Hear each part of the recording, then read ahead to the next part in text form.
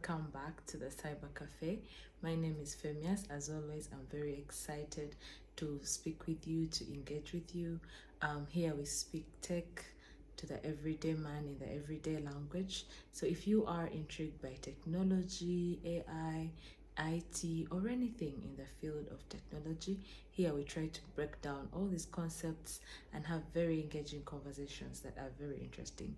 So yeah, I hope that you're keeping safe online while you are enjoying and you are practicing very good cyber hygiene. So today I really want us to talk about a small concept that we all use every day. I want us to talk about password hygiene. I know you've heard this before. Everywhere I'm always talking about these things. Simple concepts, but they're very critical. So if you are out there, you are always engaging with technology. You are, using your computer, you are using your phone, the ATM, any application that you are trying to use is always asking you username and password. So this means this is very critical information. But we do have something you've been hearing me talking about, cyber hygiene. Every time I speak with you, I say, I hope you are keeping good cyber hygiene. So today I just want to break it down and say cyber hygiene, just like the word hygiene really, is the daily and regular practices that we do online to keep our data, our devices, our people safe. So we do have practices that we do that encourage good cyber hygiene and that will protect us from any bad person that would want to have access to our data. Why do we even need this? So the goal of cyber hygiene basically is to keep your data. So in tech we say that data is, some people say data, so everyone has different ways of saying it, so here and there. So data is the new gold. So if your data is, everyone needs your data. When you are signing up for any application, any platform, they are collecting information from you. So people are actually interested in it. Your email, your password, your credit card number, and everything that you use to access critical resources online. And that's why we practice good cyber hygiene, so we can protect our things online. So today I want to talk about password hygiene, which is really a critical thing about engagement online. So the first thing is we look at how are you setting up your password.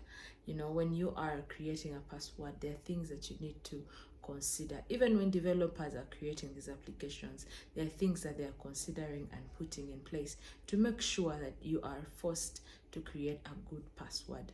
So a good password is one that is complex. When we say complex, it means that it is not easy to guess. And when it comes to complexity, we're looking at things like how long is it, what are the characters in it, and the details within it. So how long is your password is very critical. We consider passwords that are beyond 12 characters to be good or strong. So we usually go between 8 and 12 characters, but most it's recommended to have a password that is above 12 characters. Whether it's a critical application or a simple application, I mean, why not? You lose nothing by creating a good, strong password. The second thing is we look at the characters that are in the password. So you want to create a password that has uppercase, which is capital letters, in other words. You have lowercase or small letters, and you have numbers, and you also have special characters. This is what we call an alphanumeric password. So an alphanumeric password has all these 4 characters, including the length that we've already spoken about. So you want to have a special character, could be an @ sign, a $sign, a full stop, a question mark, a star, or a star or an asterisk. So every character that is not a number or a letter can be considered a special character. That's what will give you a strong password. So if you are struggling with creating a good password, the things that you should not do when you're creating a password, try to avoid the common words and the easy words to guess. You can't have your password be password. I mean, if your password is password, then we really have a conversation. We need to have a conversation. If your password is your pet's name, your dad's name, your spouse's name, your birth date, all these things that are easy to guess about you should not be used as your password. The common phrase that you use, your best friend's name, avoid those things that are easy to guess. Then the other things that you should avoid to do when you're creating your password is writing them down somewhere. Very many times you're like, I have so many passwords, and so I need to put them maybe on a sticky note, put it somewhere near my desk so that I just don't need to remember all these passwords. So don't write your password anywhere, not even in your notes, not in your reminders. Don't. Avoid those things. So you have an option of using password managers. Password managers are like a vault, or a safe place to keep all your passwords. And if you have a password manager, you only need to remember one password, which is the password for your password manager, and everything else will be in there. You just have to access your manager and then get your password for any application that you want to access, and there you have it. You have a complex password, but you also have good storage for it. The other way to ensure that you have good hygiene around your password is to put a multi-factor authentication. You've probably heard people say two-factor authentication. Now, what does that mean? In technology, or in security of technology, which is cybersecurity, we do believe that one way is not enough. So people have figured out how to break passwords way easily. A machine can take less time to break your password. So if they put your password in those machines and they run within 30 minutes and they have your password, then you're in trouble. So you need to have an multi-factor authentication. This means that apart from your password, you have added another layer of security. This could be something that which is maybe a secret code or a secret phrase that you use. It could be something you have. We have the biometrics, which is your fingerprint or your eyes or your voice, or something that something that you are. These are things that if something that you have, which could be a key or a code or an extra authenticating machine, or something that you are, which is your fingerprint, your eye, or anything that is on you. So this helps you to add another layer on top of your password. And then on top of that, we do have better ways of including these things to make it again seamless. You could have an authenticator on your phone, which makes it easier. You don't have to carry around an extra thing. So you need to receive a message on your phone to allow you authenticate into an application, or you have a Google Authenticator, which is an application you can download and add it on your application.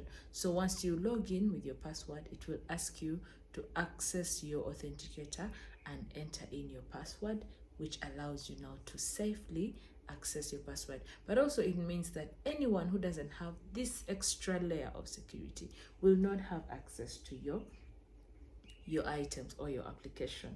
So we have said the password should be unique. It shouldn't be things that are common and easily guessable.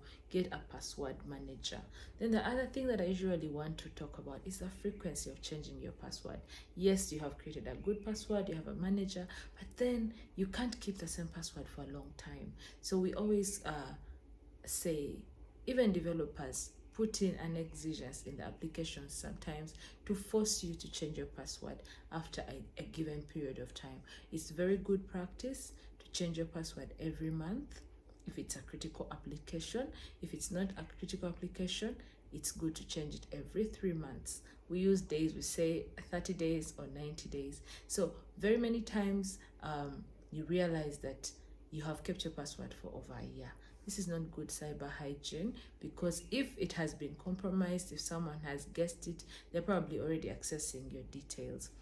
If you believe that your password has been compromised in any way, even if it's someone around you, someone, your friend or your family or your relative has gotten access to your password, it is important to change it immediately, because you never really know when they're going to use it or what they're going to use it for. So it's good practice to change your password immediately if you believe it has been compromised. And then finally, it is very, very important for you to take care of the things that you have, the applications that you have.